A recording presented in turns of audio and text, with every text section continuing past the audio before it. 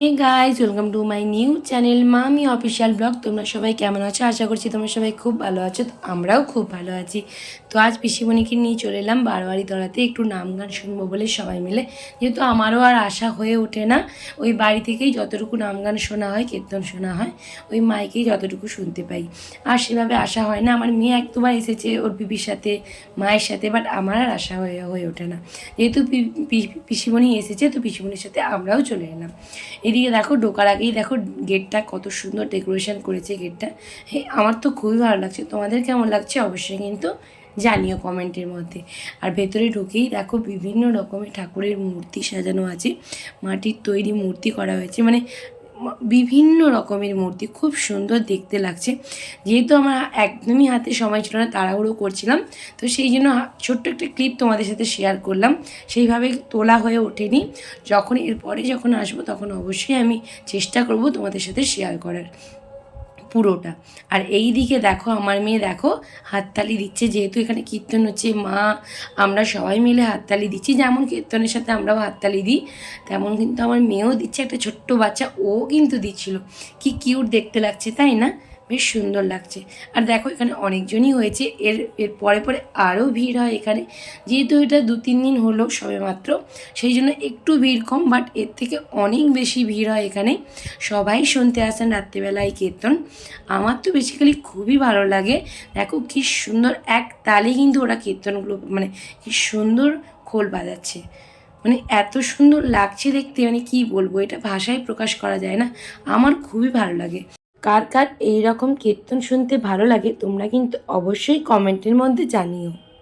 আর এই কীর্তনের লাস্টের দিকে বাতাসা হরিলুট হয়। তো সেই জন্য আমার মেয়ের হাত দিয়েও আজকে কিন্তু বাতাসা হরিলুট করানো হবে। যেহেতু আগের বছরও করানো হয়েছিল, বাট ওর তখন এতটাও মানে ছোটো ছিল যে অতটা বুঝতো না। যেহেতু এবছর একটু বড় হয়েছে, তাই জন্য একটু একটু বুঝতেও শিখেছে। তাই জন্য দেখো এবছর অনেকটাই আনন্দ করছে ও।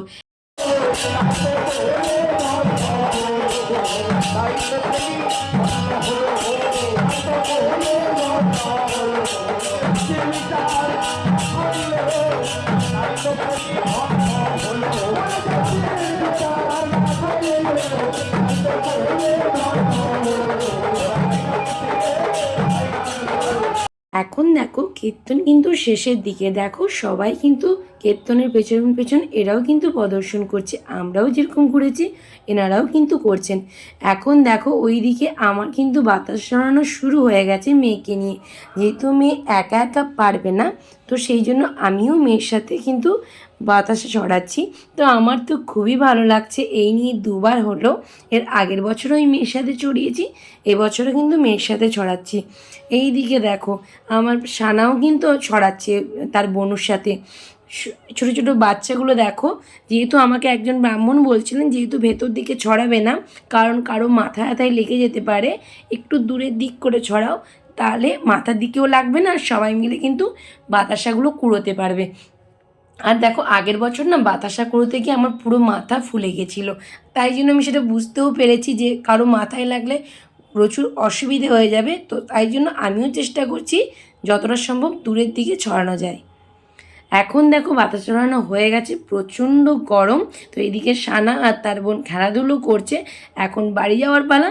তো চলো আজকে ভিডিওটা এখানে এন্ড করছি। দেখা হচ্ছে নেক্সট ব্লগে।